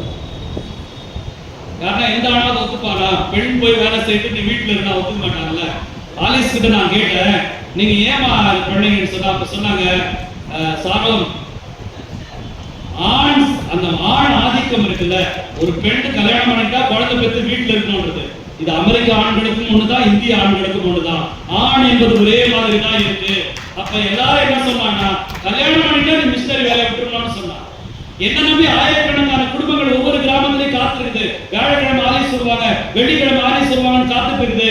எனக்கு அத்தனை பேருடைய வாழ்க்கை, அத்தனை பேருடைய குடும்பம், அத்தனை பேருடைய குழந்தைகள் முக்கியமா அல்லது என் தனிப்பட்ட விருப்பம் முக்கியமா என்று யோசிக்கிற போது எனக்கு இத்தனை பேருடைய வாழ்க்கை முக்கியம் என்று சொன்னேன். அதனால் நான் திருமணத்தை நிறுத்தி விட்டேன். மற்றபடி எனக்கு அவ்வளவு ஆசை இருந்துச்சு, எனக்கு கல்யாணம் பண்ணிக்கணும், குழந்தை பெற்றணும் அவ்வளவு ஆசை இருந்துச்சு என்று ஆலிஸ் சொன்னார். நண்பர்கள், ஆலிஸ் சொன்னார். ஆலிஸ் மூலமாக நன்மை பெற்ற பல பேர் இருக்காங்க. தம்பி குமரவேல், புதிய தலைமுறை, அவங்க ஊருக்கு அவங்க ஊர்ல ஒருத்தர் சொன்னாரு, எங்க ஊர்ல ஆலிஸ் அம்மையாரால் நன்மை பெறாத ஒரு குடும்பம் கூட கிடையாது அப்படின்னு அவர் சொன்னார். இதுக்கப்புறம் ஒரு முக்கியமான வேலை செஞ்சாங்க. கடந்த 50 வருஷமாக ஆம்பூரை சுற்றி இருக்கிற ஏழை எளிய மக்கள் ஆலிஸை தேடி மாசத்துக்கு ஒரு தடவை வருவாங்க. முதல் செவ்வாய்க்கிழமை வருவாங்க. நான் சொல்றது புரியுதுன்னு நினைக்கிறேன். ஆம்பூரை சுற்றி இருக்கிற அவ்வளவு பிச்சைக்காரர்களும் ஆலிஸை தேடி வருவார்கள். எல்லோருக்கும் ஆலிஸ் பணம் கொடுப்பாங்க, வருஷத்துக்கு ஒரு முறை துணி கொடுப்பாங்க, போர்வை கொடுப்பாங்க. இது 50-60 ஆண்டுகளாக ஆலிஸ் செய்திருக்கிறாங்க. இப்ப ஆலிஸ் 2024 செப்டம்பர் 30ஆம் தேதி இறந்து போயிட்டாங்க. ஆம்பூரே திரண்டுச்சு. உங்களுக்கு தெரியும் நினைக்கிறேன். ஐடாஸ் கடலுக்கு வேலூர்ல என்ன பேர் தெரியுங்களா? வேலூரின் அன்னை தெரேசா என்று ஐடாஸ் கடலுக்கு பேர். ஆலிஸ் என்ன தெரியுங்களா பேரு? ஆம்பூரின் அன்னை தெரேசா என்று ஆலிஸுக்கு பேர். இந்த ஆம்பூரின் அன்னை தெரேசா இறந்து போறாங்க. 30ஆம் தேதி, அக்டோபர் 3ஆம் தேதி அவங்க இறுதி ஊர்வலம் நடந்தது. நண்பர்களே, எல்லா பெரிய படிச்சவங்க, வாத்தியார், ஐயர், எல்லாருமே வந்திருந்தாங்க. ஆனால் அந்த அம்மாவால மாசம் ஒரு காசு வாங்கி ஆலிஸ் காசு கொடுக்கும்போது அவங்க ஹக் பண்ணுவாங்க. யாரு பிச்சை எடுத்துட்டு இருக்கிற, கை இல்லாத, கால் இல்லாத, அழுக்கா இருக்கிறவங்கள ஹக் பண்ணி பேர் சொல்லி கூப்பிடுவாங்க. அந்த ஒண்ணுக்காகவே அவங்க ஆலிஸை தேடி வந்தாங்க. நீங்க நம்ப மாட்டீங்க, அம்பேத்கருக்கு அந்த மாலை பெருசா இருந்துச்சுல்ல, அதே மாதிரி பலரு ஒரு சின்ன மாலையை வாங்கிட்டு ஆலிஸுடைய அந்த பேனருக்கு முன்னாடி நின்று கதறி அழுது. நம்ம வீட்டுல ஒரு மரணம் நடந்தா நம்ம சொந்தக்காரங்க கதறி அழுவாங்கல்ல, தூக்கிட்டு போகும்போது நம்ம ரத்த உறவுகள் கதறம் இல்ல, அந்த மாதிரி ஆலிஸை தூக்கிட்டு போகும்போது கதறி அழுது அத்தனை பேரும் ஆம்பூரை சுற்றி இருக்கிற பிச்சை எடுத்து கொடுத்தாங்க. சொன்னாங்க, அம்மா தாய் வீடு மாதிரி நாங்க மாசம் ஒரு முறை வருவோமேம்மா, நீ இப்போ போயிட்டே நாங்க எங்கம்மா வருவோம் என்று சொல்லி கதறி அழுவாங்க. அந்த பேரழகியான ஆலிஸ் பேரளவு அறிவான ஆலிஸ் தன் வாழ்க்கையின் கடைசி சொட்டு வரைக்கும் இந்த மண்ணில் இருக்கிற மக்களின் துன்பத்திற்காக தன்னை ஒப்படைத்தார். இது பேர் தான் அறிவு. இது பேர் தான் அறிவு. இந்த அறிவை நமக்கு எங்கோ இந்த ஆயிரக்கணக்கான மைல்களுக்கு அப்பால் இருந்து வந்த பெண்கள் தங்கள் வாழ்க்கையை கொடுத்து இந்த மண்ணில் விதைத்து விட்டு போயிருக்கிறார்கள். ஆனா அந்த வரலாறை நம்ம தெரிஞ்சுக்காம யாரோ ஒருத்த மேடை போடுறான், யாரோ ஒருத்த வரான்னு சொல்லி கூட்டம் கூட்டமாக மந்தை மந்தையாக போய் செத்து கொண்டிருக்கிற மிக மோசமான நிலையில் இருப்பதிலிருந்து மீள்வதற்கான வாய்ப்பாகத்தான் நண்பர்களே இந்த புத்தக கண்காட்சி போன்ற முயற்சிகளை இந்த அரசு செய்கிறது. நீங்கள் வாசிப்பிலிருந்து நீங்கள் கற்றுக்கொள்ளவில்லை என்றால் வாசிப்பை தவிர வேறு எதுவுமே கற்றுக்கொள்ள முடியாது. வேறு எதுவுமே கற்றுக்கொள்ள முடியாது. எத்தனை பேர் உங்க பிள்ளைகளுக்கு டைரி வாங்கி கொடுக்கிறீங்க? எத்தனை பேர் உங்க வீடுகளில் உங்க பிள்ளைகளுக்கு டெய்லி நியூஸ் பேப்பர் வாங்கி போடுறீங்க? எத்தனை பேர் உங்கள் பிள்ளைகளுக்கு வார பத்திரிகை வாங்கி போடுறீங்க? எனக்கு நல்லா ஞாபகம் இருக்கு, 80களில் என்னுடைய அப்பா கூலி வேலை செய்யற ரொம்ப மோசமான நிலையில மாசத்துக்கு ஒரு முறை 8 அணா கொடுத்து பூந்தளிர் புத்தகம் வாங்கி தருவார். பூந்தளிர் என்று ஒரு சிறுவர் பத்திரிகை வரும். அந்த பத்திரிகை எங்க அப்பா வாங்கி கொடுத்திருக்கிறார். நான் விடுதியில படிக்கும் போது எழுதின கடிதங்கள், அந்த கடிதங்கள் தான் என்னை எழுத்தாளராக மாற்றியது. நான் உலகம் முழுக்க சுத்திட்டு உலகம் முழுக்க சுத்துறேன். இப்படி சுற்றுவதற்கான எல்லா வாய்ப்புகளையும் எல்லா சூழலையும் என் குடும்பத்தில் படிக்காத என் அப்பா அம்மா ஏதோ ஒரு வகையில ஏற்படுத்தி கொடுத்தார். நான் ஒரே ஒரு செய்தி மட்டும் சொல்லி முடிக்கிறேன். பிரபஞ்சன் அப்படின்னு ஒரு பிரபலமான எழுத்தாளர். பாண்டிச்சேரி பிரபஞ்சன் சின்ன பையனா 8வது படிச்சிருக்கும் போது பிரபஞ்சன் லைப்ரரிக்கு போறார். லைப்ரரிக்கு போனா பிரபஞ்சன் லைப்ரரியை பார்த்துட்டு சின்ன பையனா இருக்கிற 6வது படிக்கிற நீ சின்ன பையனா இருக்கிற நீ ஏதாவது புத்தகத்தை கிழிச்சு போடா அப்படின்னு சொல்லி துரத்திடுற. பிரபஞ்சன் வீட்டுக்கு வந்துட்டார். அவங்க அப்பா மரம் ஏற தொழிலாளி. அவங்க அப்பா சைக்கிள்ல மரம் ஏறிட்டு வராரு. வந்த உடனே முக வாடலா இருக்கு, ஏண்டா ஒரு மாதிரியா இருக்குன்னா, இல்லப்பா லைப்ரரிக்கு போனேன், லைப்ரரி நீ புக்கை கிழிச்சிருப்பா வராதரான்னு சொன்னார்ப்பா அப்படின்னு சொன்னோடனே சைக்கிள்ல உட்காரா அப்படின்னு சொல்லி சைக்கிள்ல உட்கார வச்சுட்டு நேரா முதலமைச்சர் கிட்ட போயிட்டாரு. பாண்டிச்சேரியில நேரா முதலமைச்சர் கிட்ட போயிட்டாரு. முதலமைச்சர் வெளியில உட்கார்ந்து பேப்பர் ஏதோ படிச்சுட்டு எல்லாரோட பேசிட்டு இருக்காரு. பிரபஞ்சனோட அப்பா போயிட்டு சைக்கிள்ல இருந்து இறங்கி, என்னப்பா வாங்க என்ன விஷயம் அவங்க கேட்டார் முதலமைச்சர். ஐயா எதுக்கு என் பையன் 6வது படிக்கிறான், நூலகத்துக்கு போயிருக்கிறான், நூலகம் புத்தகத்தை கிழிச்சு நூலகத்துல வரக்கூடாதுன்னு சொல்லிட்டாரா, சின்ன பசங்க நூலகத்துக்கு வரக்கூடாதுன்னு நீங்க ஏதாவது சட்டம் போட்டுருக்கீங்களா அப்படின்னு சொல்லுங்க. முதல்வருக்கு அவ்வளவு கோவம் வந்துருச்சு. உடனடியா லைப்ரரியில கூப்பிட்டுருக்க, லைப்ரரியில வந்துருக்க, என்னப்பா ஆச்சு அப்படின்னு கேட்டார். பிரபஞ்சனோட அவர் லைப்ரரி ஐயா இல்லையா சின்ன பசங்க வந்தா கிழிச்சிருவாங்க ஐயா. அப்போ லைப்ரரி அவர் கேட்டாரா, உன் வீட்டு காசா யார் கிழிக்கிறா, அரசாங்க காசு தானே கிழிக்கிறா, நீ யாரையும் அதை சொல்றதுக்கு, கிழிச்சா பரவாயில்ல ஒரு பிள்ளையும் நீ மறுக்க கூடாது, லைப்ரரி அனுமதிக்கணும் என்று அவரு சொல்ற. இது ஒரு அப்பா செய்த ஒரு முக்கியமான வேலை. இன்னொரு வேலை பிரபஞ்சன் சொன்னாரு. இவர் 7வது படிக்கிறாரு. இவங்க வீட்டுக்கு பக்கத்துல ஒரு பொண்ணு 9வது படிக்குது. அந்த 9வது படிக்கிற பொண்ணுக்கு ஒரு காதல் கடிதம் எழுதிட்டார் பிரபஞ்சன். லவ் லெட்டர் எழுதிட்டார். லவ் லெட்டர் எழுதி பொண்ணுகிட்ட கொடுத்துட்டாரு. அந்த பொண்ணு இவ்வளவு திமிரோட சின்ன பையனாக எனக்கு லெட்டர் இருந்து அவங்க அம்மா அப்பா கிட்ட கொடுத்துருச்சு. அவங்க அம்மா அப்பா எடுத்து போய் பிரபஞ்சனுடைய அப்பா அம்மா கிட்ட கொடுத்துட்டாங்க. அவங்க அப்பா கிட்ட கொடுத்துட்டாங்க. அவங்க அப்பா பயங்கர கோவக்காரு, வரமையோட கடுமையா அடிப்பாரு. பிரபஞ்சன் நடிக்கிட்டு இருந்தார். நீங்க அப்பா நம்மள தோலை உரிச்சிருவாரு அப்படின்னு நடிக்கிட்டு இருந்தார். அவங்க அப்பா கூப்பிட்டாரு. சரிங்க நான் போய் கண்டிக்கிறேங்க போங்கன்னு சொல்லிட்டு அவங்க அனுப்பிட்டு அவங்க அப்பா கூப்பிட்டாரு. கூப்பிட்டு லெட்டரை காட்டி, நல்லா எழுதிருக்கா, நல்லா எழுதிருக்கிற, நல்லதை எழுதுறான்னு. நண்பர்களே, நல்லா எழுதிருக்கிற, நல்லதை எழுது என்று எங்க அப்பா சொன்னதுதான் என்னை எழுத்தாளராக மாற்றியது என்று சாகித்ய அகாடமி வாங்கி தமிழகத்தின் மிக புகழ்பெற்ற எழுத்தாளராக பிரபஞ்சன். அப்ப இந்த தந்தை சொல் மிக்க மந்திரம் இல்லைன்னு சொல்றாங்கல்ல, அந்த சொல் அவ்வளவு மந்திரமான சொற்கள். அந்த சொற்களை சொல்லுகிற அளவிற்கு நீங்க படிச்சிருக்கணும்ன்ற அவசியமே இல்லை. படிச்ச பெற்றோர்கள் பதில் சொல்லிட மாட்டாங்க. எந்த படிச்ச பெரிய பிஹெச்டி வெங்காய படிச்சுக்கான எந்த பெற்றோரும் இப்படி சொல்லியிருக்கவே மாட்டாங்க. ஆனா அந்த தந்தை சொன்னார் சார், எங்க அப்பா சொன்னார் சார், நல்லா எழுதுறடா, நல்லதை எழுதுன்னு சொன்னாரு. நான் எழுதியிருக்க அத்தனை நாவல், அத்தனை சிறுகதை, அத்தனை கட்டுரைகள், வரலாறுகளுக்கு என் அப்பா சொன்ன அந்த சொல்தான் காரணம் என்று பிரபஞ்சன். இதுதான் பிள்ளைகளுக்கு அறிவை புகட்டுவது, இதுதான் பிள்ளைகளுக்கு அறிவை போதிப்பது. இப்படிதான் பிள்ளைகளை நாம் நடத்த வேண்டியிருக்கிறது. ரைட், நான் ஆலிஸ் சொல்லிட்டு இருந்தேன். ஆலிஸ் கிட்ட இந்த கேள்வியை நான் கேட்டேன், உங்களுக்கு ஆசை இல்லையா அப்படின்னு கேட்டேன். ஆலிஸ் சொன்னாங்க, ஆயிரக்கணக்கான குழந்தைகளை நான் இந்த 57 வருஷத்துல பார்த்துட்டேன். ஆயிரக்கணக்கான குழந்தைகள். அப்புறம் எனக்கு தனியா குழந்தை. அந்த ஆயிரக்கணக்கான குழந்தைகளும் என் குழந்தைகள் தான், ஆயிரக்கணக்கான குடும்பங்களும் என் குடும்பம் தான் என்று ஆலிஸ் சொன்னார்.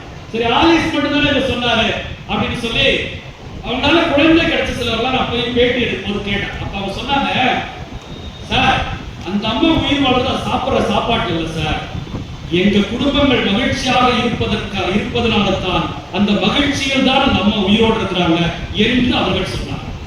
எங்கள் குடும்பங்கள் இன்னைக்கு குழந்தையோடு இருக்காங்க. ஒரு பெண்ணை அவங்க மாமியார் வீட்டுல நீ குழந்தை கிடைக்கல, நீ மலடி, அடுத்த வாரம் என் பிள்ளை கல்யாணம் பண்ண போறோம்னு அவங்க ஏற்பாடு பண்ணிட்டாங்க. அவங்க ஆலிஸை வந்து பாக்குறாங்க. ஆலிஸ் அவனுடைய நாடியை பிடிச்சு பார்த்துட்டு இந்த மருந்தெல்லாம் சாப்பிட்டு இப்படியெல்லாம் இது சரியாயிரும் சொல்லி அவங்க தைரியம் சொல்றாங்க. 1 மாதம் கழிச்சு அவங்க கருவுற்று அவங்க குழந்தை கிடைச்சது. அவங்க சாவல் அந்த பெண்மணி சொல்லி சொல்லி அழுதாங்க, எனக்கு முடிந்து போக இருந்த வாழ்க்கையை கொடுத்தவங்க நீமா அப்படின்னு சொல்லி அழுது.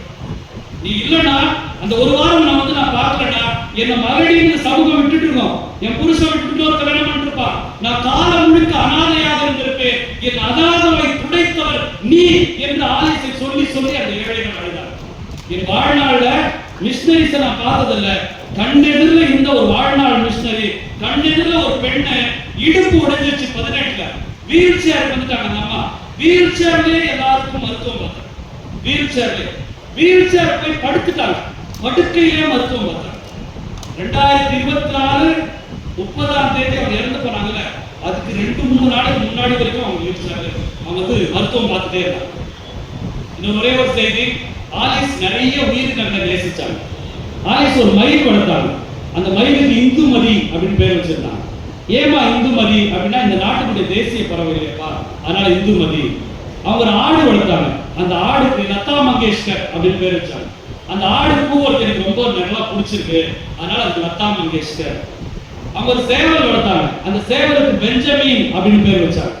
100கணக்கான தெருநாய்களை ஆலிஸ் வளர்த்தாங்க.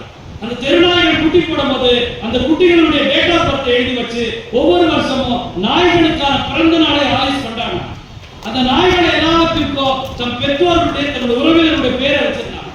ஏமா அப்படி வச்சிருக்கிறேன்னு கேட்டா, இல்ல அவங்க எல்லாம் என் கூட இருக்கிற மாதிரி இருக்குது, அதுக்காக நான் வச்சிருந்தேன். ஆலிஸ் எப்பொழுது தண்ணீர் குடித்தாலும் பக்கத்தில் இருக்கிற ஒரு செடிக்கு 2 மிடரை மீத்து ஊத்தாம போக மாட்டாங்க. 2 மிடர் தண்ணீர் மீத்து ஊத்தாம ஆலிஸ் ஒரு நாள் தண்ணி குடிச்சு முடிச்சது. ஆலிஸ் 5 ஃப்ராக் தான் வச்சிருக்காங்க. 5 ஃப்ராக் தான் மாத்தி மாத்தி போட்டுப்பாங்க. ஆலிஸோட வீட்டுல டிவி கிடையாது, ஆலிஸுக்கு போன் கிடையாது, ஆலிஸுக்கு ஏசி கிடையாது, ஆலிஸுக்கு ஃபேன் கிடையாது, ஆலிஸுக்கு ஒழுங்கான லைட் கிடையாது. எதுவுமே இல்லாமல் இந்த மண்ணில் இருக்க வேண்டியவர்கள் வாழ்கிற வாழ்க்கையை ஆலிஸ் வாழ்ந்து கொண்டு ஆலிஸ் வாழ்கிற வாழ்க்கையை இந்த மண்ணில் இருப்பவர்களுக்கு கொடுத்தார்கள். அறிவினால் ஆகுவது உண்டோ, பிறவின் நோய் தன்னோய் போர் போற்றா கடை என்பது ஆலிஸ், ஐடாஸ்கடர், அம்பேத்கர் என்கிற உயிர் சாட்சிகள் நமக்கு சொல்லுகின்றன. இந்த வரலாறுகளை படிப்பதற்கு புத்தகங்கள் தான் ஒரே வாய்ப்பு நண்பர்களே. மீண்டும் அதை நான் சொல்லுகிறேன், இந்த உலகத்தில் நீங்கள் உங்கள் பிள்ளைகளுக்கு ஒரு நல்ல பரிசை வாங்கித்தர முடியும் என்றால் புத்தகத்தை தவிர ஒரு உயர்ந்த பரிசை நீங்கள் வாங்கித்தர முடியாது. இந்த உலகத்தில் உங்கள் பிள்ளைகளுக்கு நீங்கள் நல்ல பரிசை வாங்கித்தர வேண்டும் என்று சொன்னால் புத்தகம், மாணவர்களுக்கு வாங்கித்தர வேண்டும் என்று சொன்னால் புத்தகம், உங்களுக்கு நீங்கள் ஒரு நல்ல பரிசை வாங்கிக் கொள்ள முடியும் என்றால் புத்தகத்தை தவிர வேறு விலை உயர்ந்த பொருளை நீங்கள் வாங்கவே முடியாது என்கிற செய்தியை நீங்கள் நிறுத்திக் கொண்டு போங்கள். அடுத்த புத்தக கண்காட்சி வருகின்ற பொழுது இந்த காலி நாற்காலிகள் என்பது இல்லாமல் போவது போல ஒரு விழிப்புணர்வு நமக்கு வர வேண்டும். இதற்காகத்தான் மாவட்ட நிர்வாகமும், இதற்காகத்தான் இந்த தமிழ்நாடு அரசும் இவ்வளவு பெரிய வேலையை சொல்கிறது.